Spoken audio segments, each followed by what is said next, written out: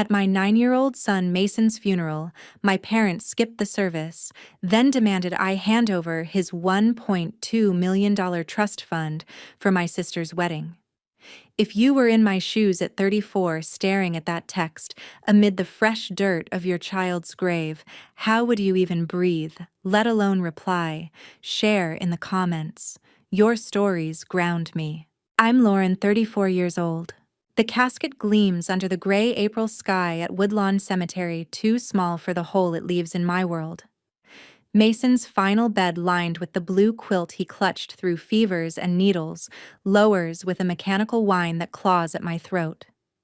My hands won't still fidgeting with the hem of my black wool coat twisting the silver locket at my neck, where his baby photo presses cool against my skin. 18 months. That's how long we fought the beast. The doctors at Columbia Presbyterian named a rare blood disorder words like aplastic anemia and bone marrow transplant, blurring into a nightmare I couldn't wake from. Mason took it with that crooked grin, his small voice steady. Mom superheroes don't quit. Needles in his arms, transfusions that left him pale as the hospital sheets. Yet he'd squeeze my hand and whisper, "We got this team, Lauren Mason." I stood alone that day, the plot ringed by a smattering of neighbors and a nurse from the oncology ward, their umbrellas blooming like black flowers against the drizzle. No Charles and Elaine, my parents, with their Westchester polish and pearl-clutching sighs. No Rachel, my sister, the golden one who'd breeze in for holidays with tales of her latest promotion. Even Samantha, my once close friend from book club, absent her excuse, a vague family thing. The minister's words washed over me, eulogizing Mason's laugh, his obsession with model trains chugging across our apartment floor. But the pews echoed empty, the silence louder than any dirge.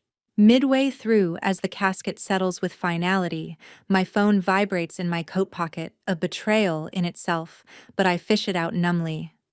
Mom's name flashes Elaine. "We need to talk. Bring the trust papers tomorrow." The funeral's not even over, rain pattering on the canvas awning like impatient fingers, and my knees buckle.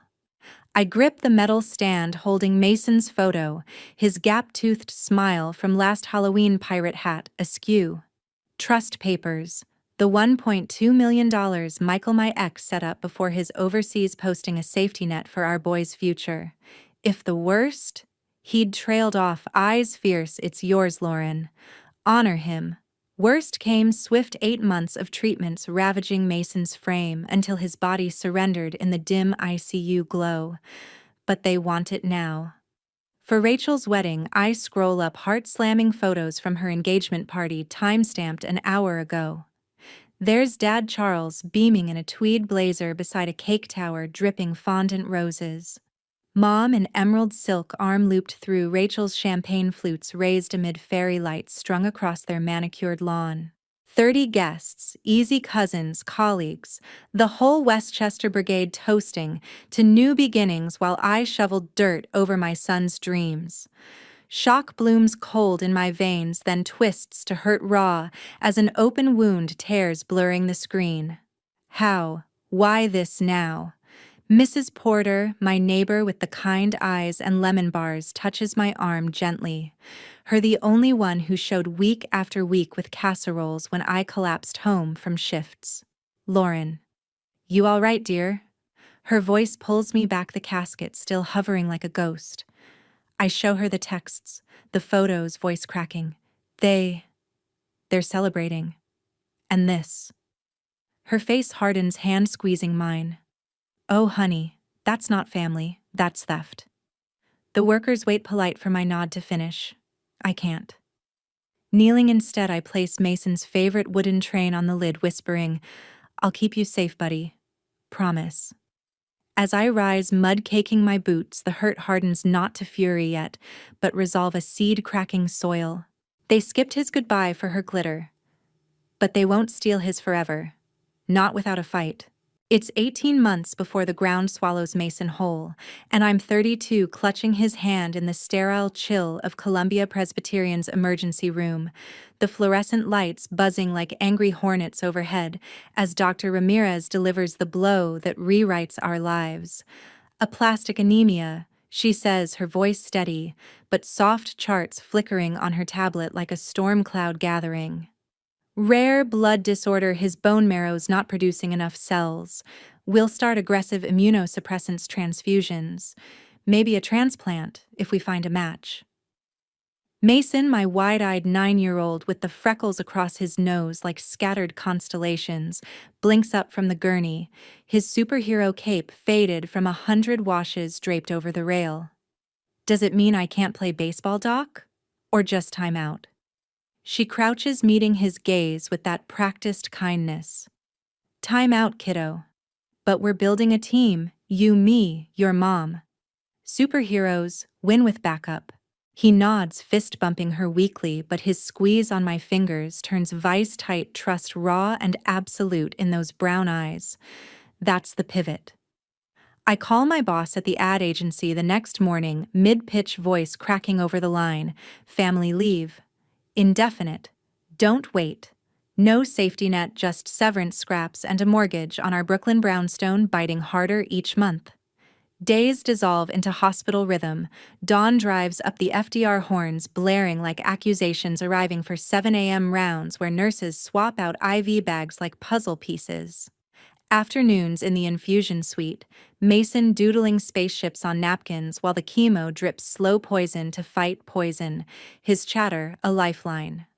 Mom, when I'm better, let's build a fort in the yard, tall as the Empire State. Evenings, me curled in the vinyl armchair, his fevered head on my lap, monitors beeping a mechanical heartbeat as I hum off-key lullabies from his baby days.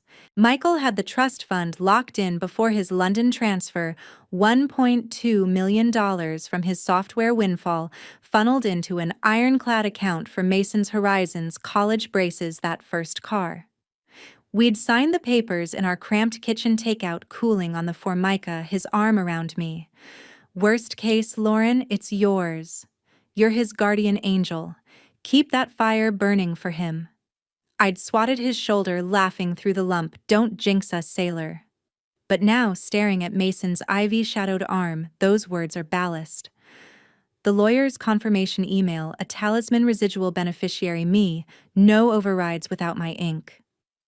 Family Charles and Elaine, ensconced in their Westchester manse with its wraparound porch and wine cellar, dismiss it like a summer flu. Dad's initial ring from the club lounge, Lauren, these city docs chase billable hours. Low platelets, iron supplements, fresh air. You're catastrophizing again, always the worrier. Mom chimes in on three-way, her bridge game paused mid-hand. Darling, we're lighting candles at St. Bart's. But he seems chipper in your texts. Don't hover. Kids bounce back. Focus on your career. Rachel just made junior partner. Hover. As if my every breath weren't triage. They drop by once early September, stiff hour in the playroom, Dad pacing with his Bloomberg app open. Mom fussing over Mason's Jell-O cup while sidestepping the port scar on his chest. He's a trooper, she says brightly, hugging me loose in the corridor, her cashmere grazing my scrubs. You're handling it, brave girl. We'll pray extra at Vespers. No follow-up visits, no relief shifts, just a wilting edible arrangements on the windowsill, grapes fermenting like unspoken guilt. Rachel texts sporadically, merger crunch, but vibes your way. Samantha, my book club, sounding board ghosts after 4. Thinking of you, S, her last a forwarded meme about mom guilt. Hope glimmers and pinpricks, Mason's post-transfusion beam devouring pancakes like conquest. A stable CBC at month 9, high fives echoing down the hall. But Kiet Suck creeps, insidious sleepless nights, tallying Kopei's bones, aching from the pull-out cot mirror, showing a stranger with hollow cheeks and perpetual shadows. Kojon. It's the thief in the night. Michael's pixelated goodnights from Heathrow too thin. Mrs. Porter's hallway waves a distant shore. Dad emails mid-relapse, spiraling Lauren. Let us advise. Advise. As if I hadn't pleaded for one evening's vigil. The ember kindles then their doubt as fuel. They see fuss where I see fight. But in the ward's half-light Masons murmur, "You're my North Star." Mom ignites it. Wearied, yes. Alone, utterly. But unbroken. Their indifference. My forge. 1 week after Mason's casket kissed the earth, I steer my battered Subaru up the winding drive to my parents' Westchester Colonial. The engine's growl fading to a defeated purr as tires crunch over pristine gravel.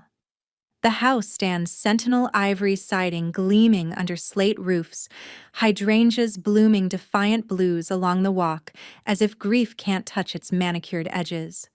I'd fired off a text to Mom last night. Need to talk trust fund. Noon. Her reply pinged cold, doors open, documents ready. No hugs, no. How are you holding up? Just logistics like I'm a junior associate pitching a merger, not their daughter burying her boy. Dad Charles ushers me in before the bell, his golf shirt tucked, sharp face etched with that boardroom gravitas he's worn since I was knee-high. Lauren. Right on time. We're gathered in the den. Gathered. The word lands like a gavel as I shrug off my damp trench. The foyer's polished oak swallowing my footsteps. The den's a war room disguised as comfort-tufted armchairs circled the mahogany table like a deposition pit. Crystal decanters glinting on the sideboard. Mom Elaine sits ramrod on the Chesterfield pearls strung tight as her lips. Rachel, my sister, the perpetual prom queen at 31, perches beside her in silk blouse, and pearls of her own legs crossed like she's at a charity gala. Samantha, my fading book club tether, huddles on the ottoman, twisting her rings, eyes darting anywhere but me. Lauren. Condolences, she mumbles, voice a whisper over the tick of Dad's mantel clock. Condolences. As if Mason's a footnote in their agenda. I drop into the lone wingback, the leather creaking under me, trust folder thudding onto the table like an accusation. Dad wastes no breath. The fund, $1.2 million. Mason's gone. It's family asset now. Rachel stewards it best, steady hand for her needs. He nudges a leather-bound dossier my way, tabs screaming legalese, temporary conservatorship petition, mental competency, waiver inked fresh as yesterday's rain. Rachel leans in, lashes fluttering wet tears on demand, her specialty, since we shared a room, and her doll's got the canopy bed. Lauren, please. The wedding's November, St. Patrick's Cathedral full orchestra, and the townhouse remodel. $300,000 for the kitchen alone, plus Dad's Cape Cod getaway fix-up. It's our legacy, sis. Shared. You're not yourself right now. Her fingers trace the solitaire winking on her left hand, 3 carats of practical sparkle, voice quivering just enough to tug heartstrings. Samantha nods, fervent like a bobblehead. She's got a point. Grief clouds judgment. Let them guide. Think of Mason, he'd want harmony. Harmony. The irony twists like a knife in scar tissue, pain flaring fresh. Mason's last rattle, my screams echoing empty halls while they toasted her rock. But it sharpens quick-to-rage veins, humming with the injustice of it all. I snatch the dossier, flipping pages, guardianship forms citing observed instability, emails time-stamped last Tuesday. Then, slipping from the back, a rolled blueprint unspools gourmet kitchen renderings, Viking ranges, and quartz waterfalls dated 14 months prior. 14. When Mason's first petechiae bloomed like rash warnings when I dialed Dad at dawn, he's bruising easy. ER now, and got, "You're overreacting." Lauren. Vitamins. What the hell is this? I brandish it, voice a whip crack slicing the room's hush. Mom startles, pearls clacking. Rachel's facade cracks, mascara streaking. Dad clears his throat tie askew. Forward thinking, that's all. Rachel's future, our investments. Mason's fund sits idle. Better put to work. Idle. While I pawned jewelry for co-pays, they drafted dream kitchens. Suspicion ignites, then cold fire licking my spine. Not grief's haze, but vultures wheeling since his diagnosis, tallying his fade against their facelifts. Samantha stammers. Lauren may be counseling first, but her glance at Rachel's blueprint complicit flickers. Rage blooms, full nipping doubts heals. Counseling, you skipped his dirt for her diamonds. Plotted this while he coded blue. I shove the folder back, rising like Judgment Day. No signatures, no scraps from his table. The semicircle fractures, Rachel sniffling, mom ashen as I bolt for the door, blueprints curling in my fist like damning scrolls. In the car, wipers slashing, rain fury settles to forge. They didn't just abandon, they appraised. But now I know the game, and I play to win. 2 days after the Westchester ambush leaves me hollowed out like a gutted fish, I'm slumped on my Brooklyn stoop at dusk. The brownstone steps cool under my jeans, staring at the traffic snarl on Atlantic Avenue as if it holds answers. The blueprint from Dad's dossier burns in my purse, a 14-month-old map of Rachel's dream kitchen, quartz islands mocking Mason's empty room upstairs. My phone's silent save for the spam filters churning junk. No follow-up from Mom, no, we overstepped from Samantha. Just the city's indifferent roar horns blaring, a distant siren wailing like my unscreamed rage. Then it rings, unknown Manhattan number. I almost swipe ignore, but something in the area code tugs Michael's old firm. Lauren? It's Martha Grant, Michael's mom. Her voice cracks open, warm as hearth bread laced with that Midwestern lilt Michael inherited. George and I just landed from Phoenix. We saw the obituary online. Oh, honey, we're heartbroken. That boy. Our grandson. He was light itself. No platitudes, no thoughts and prayers. Just raw ache, her breath hitching like she's holding a sob. George chimes in on speaker, gruff but gentle. We'd have been there, Lauren. Flight delays be damned. Mason adored those train sets you sent photos of, chug-chug all the way to the stars. Tears prick hot, the first real one since the grave, spilling over as I press the phone to my ear like a lifeline. They listen, no interruptions as I spill the funeral's emptiness, the texts mid-lowering the trust grab for Rachel's legacy. Martha gasps soft. Those people, skipping his service for a party. George growls low. Unforgivable. Michael set that fund, $1.2 million for Mason's tomorrows and yours if, well, you're family to us, Lauren. Blood or not. Hope flickers, then tentative as a match in wind, the first crack in the isolation's armor. They're not Westchester Vipers. They're the ones who mailed Mason comic books during transplants, who FaceTimed bedtime stories from their desert patio. Allies unasked, but unyielding. As we hang, promising a visit soon, another ping. Mrs. Porter, my next-door widow with the lemon bars and listening ear. Text, dropping by, with soup. Saw you come home empty-handed from that drive. You're not alone, dear. Not fighting solo. I stare at it, throat tight. She'd been the one shadow at the graveside, her umbrella, a quiet shield whispering, he knew you fought like a lioness as dirt fell. No judgment, just presence, the kind family should be. That night, as rain taps the brownstone's panes like Morse code, I dig out Michael's last email from the London flat, archived like a relic. If things go south, and God forbid, trust Stephen Caldwell. Best estate guy in the city. He drafted the fund. He'll guard it like Fort Knox. South. The word echoes his quiet fears, the ones we buried under jokes and kisses. I scroll his contact, Stephen Caldwell-esque Midtown Tower address, gleaming in gold foil. Fingers hover, then tap. Urgent consult. Tomorrow, reply pings, instant 10 a.m. Slot open. Come prepared. For the first time since the monitor's flatlined, hope stirs, not a blaze, but a steady glow warming the frost of betrayal. These aren't the Grants plotting remodels or Samantha's twisting away. They're anchors, seeing my scars as strength, not weakness. Mrs. Porter's soup arrives, steaming at my door, chicken noodle with a side of "You're fiercer than they know." I sip it slow, the broth chasing shadows. Michael's words resurfacing like buoys. You're the guardian, Lauren. Always were. Jong-min, real ones, not the blood that thinned to water. The fight's not over, it's reshaping. And for Mason's light, I'll wield it like a torch. 4 days after the Westchester dossier leaves me reeling, I'm barricaded in my Brooklyn brownstone kitchen, the afternoon sun slanting harsh through the blinds like a spotlight on the battlefield of my inbox. Every ping, a fresh salvo from the family front. It starts with Mom's voicemail timestamped 8:17 a.m.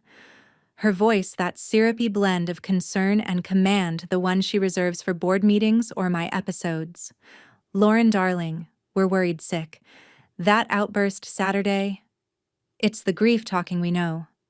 But the fund, 1.2 million idle. It's not wise. You're not stable right now. Let Rachel handle. She's got the head for it. Call us back, sweetie. Before you do something rash. Rash. As if signing away Mason's legacy is the sane play. I hit save the recording, joining the growing archive on my phone, Exhibit A, in the ledger of their siege. By noon, Dad's email lands CC'd to Rachel and Samantha, subject for your own good. Attached preliminary psych eval forms. Standard for conservatorship. Your mother and I conferred with our advisor. Grief impairs judgment. Sign and we drop the petition. Rachel's wedding needs funding, the remodel alone $300,000, and that Cape Cod roof won't fix itself. Family first, Lauren. Don't force our hand. Attached a PDF thick with waivers, my name pre-filled in looping script as if consent's a foregone conclusion. Force their hand. While they grip mine, empty at the grave, Rachel's text chain follows at 1 p.m. A forwarded contract from her lawyer, slick 20 pages, divvying the trust 60% to her marital estate, 30% to family discretionary, 10% to me as administrative stipend. Sis, this is fair. I'm not greedy, just practical. The cathedral deposits due. Dad's place in the Hamptons needs work. You focus on healing. Love you. Love. The word sours like milk, left out her emoji heart winking oblivious. I screenshotted, all fingers trembling as I label the folder. Evidence week 2. Low-lying coils tighten my chest, breath shallow as the brownstones creaks, visions of courtrooms and competency tests flashing like bad dreams. They're not stopping. They're accelerating, painting me as the cracked vessel unfit to hold Mason's future. Samantha's call breaks through at 3, her voice hesitant over the line from her midtown cubicle. Lauren. It's Sam. Look, I didn't want to pile on, but Rachel showed me the papers. You should think about the future. What's 1.2 million to you right now, alone grieving? Let them manage. It's a weight off. Mason wouldn't want you buried under this. Buried. The irony stabs her words, a velvet glove over the fist once my confidant over Chardonnays and chapter picks, now parroting their script. Buried like his coffin, you mean? I snap sharper than intended. Silence stretches, then her sigh. That's not... I'm just saying family helps. Don't isolate. Isolate. As if they hadn't drawn the lines first. I end the call mid-breath, saving the log, another thread in the noose they're weaving. Panic simmers to strategy as dusk bruises the skyline, the archive swelling, voicemails, transcribed emails printed and hole-punched into a binder like a war diary. Michael's words echo from the ether. Stephen Caldwell, the shield. I dial the number from his email, heart thudding against ribs. Mr. Caldwell's office, the receptionist's brisk. Consult on a trust matter. Urgent residual beneficiary here. A pause, then... 10 tomorrow. Bring everything. Click. The line goes dead, but the fog lifts a first step concrete as the binder's spine. From Lowlang's whirlpool, a foothold emerges, not victim, but vanguard. They barrage with bullets. I'll build the bunker. For Mason's millions, yes, but for the mother they dismissed. That's the real inheritance I'll claim.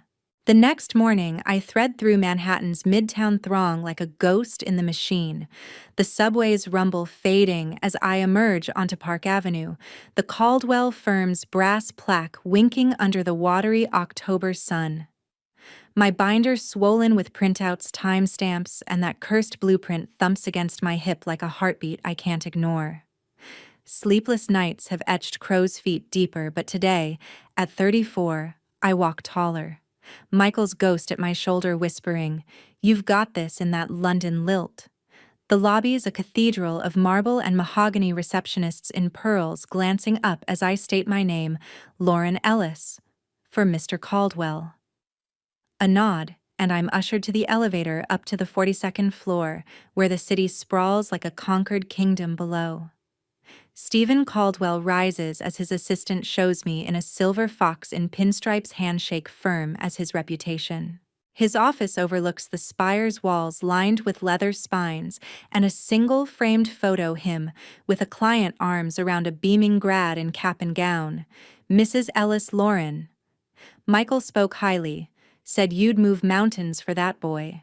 Coffee I decline, sinking into the oxblood armchair binder cracking open like a confessional. They want the trust. 1.2 million for her wedding remodels.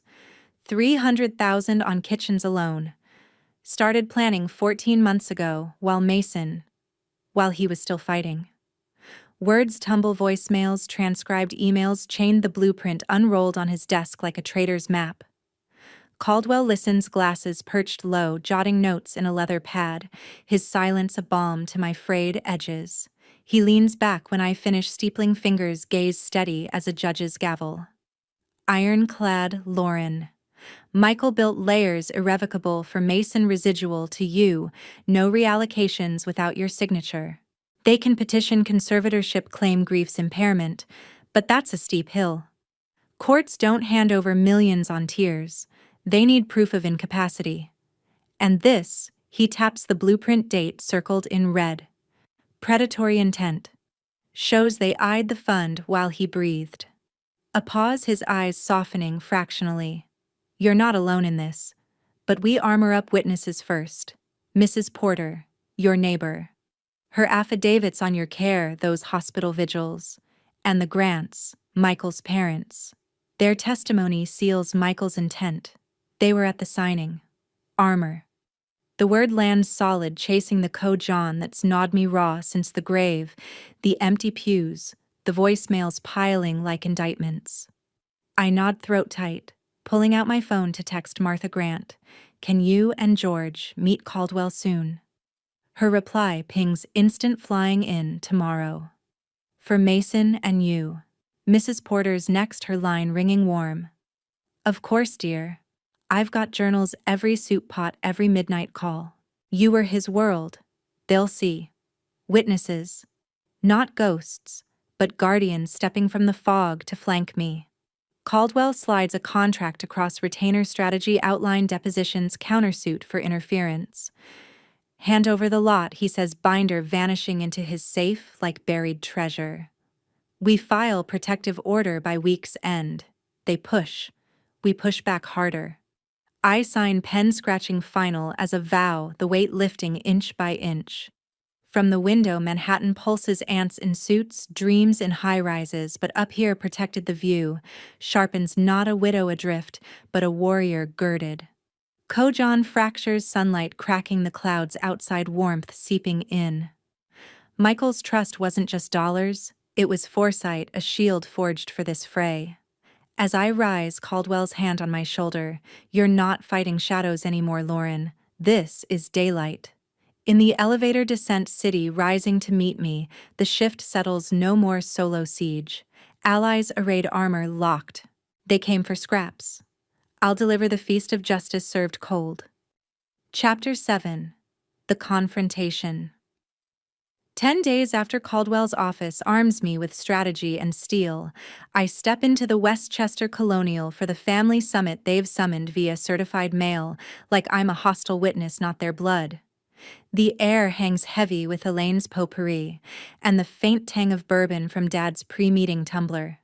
The dining room's a courtroom redux, the long Sheraton table cleared of china, now laden with legal pads, a pitcher of iced tea, sweating rings like guilty confessions. Charles presides at the head tie knotted tight as his jaw. Elaine flanks him, pearls a noose around her neck. Rachel hovers mid-table, eyes puffy from rehearsal dinners or crocodile tears, I can't tell anymore. Samantha slouches at the foot, nursing a club soda, her alliance fraying like cheap lace. Lauren Dad intones voice that Wall Street timbre sit. We've given you time to reflect. Reflect. As if their barrage voicemails piling like indictments, emails seed to advisors painting me as unhinged were a spa retreat. I take the empty chair opposite Rachel, my binder thumping the table like a gauntlet. No pleasantries, Dad launches. You've left us no choice. The petition's filed, emergency conservatorship. Your instability post-Mason. It's documented. Psych evals scheduled. Sign the interim transfer and we pause proceedings. He slides a manila envelope, the full guardianship motion, my name stamped in red ink, affidavits from concerned parties like Samantha's vague, observed emotional volatility. Instability. The accusation slithers, coiling around the raw ache of Mason's absence, the way I'd rock in the brownstone's rocker at 3 a.m. His train set gathering dust. Elaine chimes in, voice quaver soft, as she dabs her eyes with a monogrammed hanky. We're protecting you, darling. And the family. That 1.2 million. It's ours to steward. Rachel's wedding, St. Patrick's the Plaza reception, it's slipping away without funding. And the townhouse. $300,000 for the gut reno plus the Cape Cod shutters before winter. Mason would want unity, not division. Unity. Rachel nods, fervent, fresh tears spilling as she clutches the blueprint, now dog-eared, from my binder copy. Sis, please. The florist's deposit bounced last week. Dad's place up there leaks everywhere. It's sentimental, you know. For holidays, grandkids someday. I'm not asking for it all, just enough to make it right. You're hurting. Let us carry this. Her sob hitches theatrical hand fluttering to her belly empty, but the implication hangs future heirs trumping my son's ghost. Samantha shifts voice, a tentative squeak. She's right, Lauren. I saw you at the funeral shaking, barely holding it together. It's compassionate, really. Sign and heal. Compassionate. The room spins, slow their chorus, a well-rehearsed dirge, Dad's glare, Mom's sniffle, Rachel's plea, Samantha's hedge.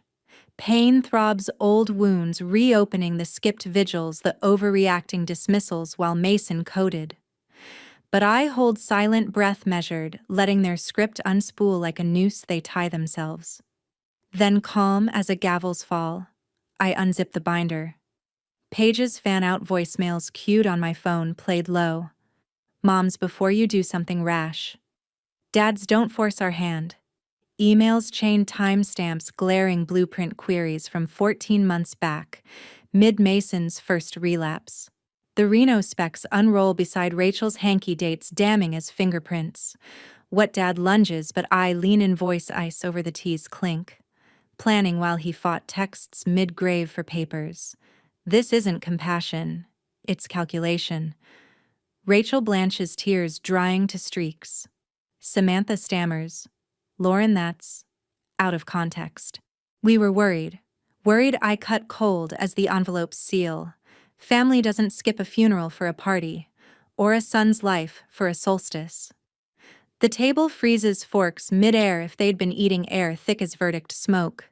Dad's face models, Mom's pearls still. Rachel whispers, "You're twisting it," but her eyes dart to the door. I rise, binder snapping shut like a trap sprung. No signatures, no scraps. See you in court. The chair scrapes back. I walk out there, stunned silence chasing me to the porch, rain scent sharp as freedom's first breath. In the car engine roaring to life, empowerment surges, not vengeful blaze, but bedrock solid, the pivot where victim yields to victor. They summon the storm. I'll be the thunder. For Mason's millions, yes, but for the mother they broke. That's the reckoning they never saw coming. Chapter 8. Quiet Justice. 1 month after the dirt settled over Mason's small mound at Woodlawn, I sit in the brownstone sunroom, a nook I've claimed for quiet, the one with the bay window overlooking the ginkgo tree, turning gold like a reluctant promise.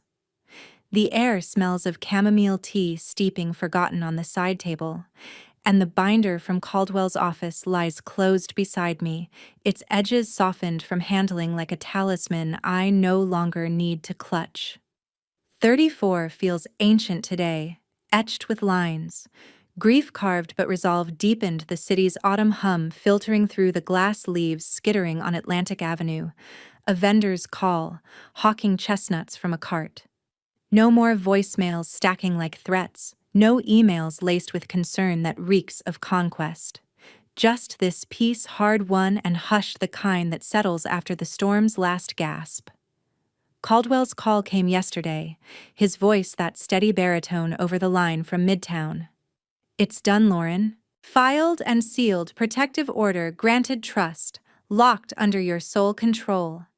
No reallocations, no conservatorship whispers. Their petition, dismissed with a stern note from the bench, frivolous and exploitative. 1.2 million intact for Mason's Legacy Scholarships research grants, whatever light you shine it on." I'd grip the phone, tears silent tracks down my cheeks. Not from the win, but the finality, Michael's foresight, my fight woven unbreakable. And the blueprint. The voicemails I'd asked, voice a thread. All in the record. If they push again, it's perjury territory. "You're armored, Mrs. Ellis. Go live, live." The word echoes as I trace the locket at my throat, Mason's baby grin pressed inside. No more courts, no more semicircles of judgment in Westchester dens. Rachel's wedding went on texts from distant cousins, murmur of beautiful but tense, the plaza reception, a glittering ghost of toasts to new chapters that rang hollow without the funds they'd schemed for. Mom's last message a week post-filing. "We're disappointed, Lauren," but doors close, others open, disappointed, as if I'd stolen their script, not reclaim my son's. Dad's silence is louder, a golf club swing unfollowed. Samantha unfriended me on Facebook, her book club invites dried up like autumn leaves. Quiet justice, not thunderclaps of scandal, but the slow fade of their narrative, their legacy remodels stalled on credit lines and Cape Cod leaks. The mailbox creaks open downstairs, pulling me to my feet, stiff from too many nights in the rocker-willing sleep to come. Among the bills, a thick envelope in cream stock postmarked Phoenix the Grants. I slid it, careful, unfolding Martha's looping script on linen paper, George's block letters inked below. "Dearest Lauren," it begins. "We've replayed that boy's laugh in our heads, the way he'd command those trains like a conductor on the Orient Express. Michael would beam at you now, our fierce daughter-in-law standing tall where others falter. Mason's legacy. It's safe in your hands, a light. No shadow can dim. We're booking flights, Christmas at the brownstone. Bring the stories. We'll bring the stories back." Tears blur the ink, but I smile through them. Real family, the kind that flies across deserts for soup and solace, affirming without conditions. George's P.S. proud doesn't cover it. "You honored our boy, like a queen." The doorbell chimes then, soft as a benediction. Mrs. Porter, her silver bun, neat under a wool cloche, arms laden with a vase of yellow mums, their petals unfurling like tiny suns. "For your sunroom, dear. Thought the place could use a bit of cheer." She bustles in, setting it on the sill, her eyes sharp as her late husband's law briefs lingering on the photo frame, Mason mid-laugh, train in hand. He'd be proud, you know. Of the mama who fought dragons for him, and won. Her hug smells of vanilla and resolve, the kind that's carried me through casseroles and midnight coffees. "You're not alone, Lauren. Never were." As she leaves, the ginkgo's leaves whirl outside like confetti, and I drift to the mantel, sinking before Mason's photo, the one from his last clear day, eyes sparkling with that unquenchable spark. The room hushes, tea gone cold, binder a relic. I lean close, whispering to the glass, "Your legacy's safe, my love. No more shadows, just light yours, all yours." Bin and washes in, then quiet as the first snow, the moral clear as etched stone. A mother's worth isn't measured in millions or missed funerals, but in the unbreakable vow to guard her child's flame. They schemed for scraps. I've claimed the sun. And in that, the truest justice, not their ruin, but my rise.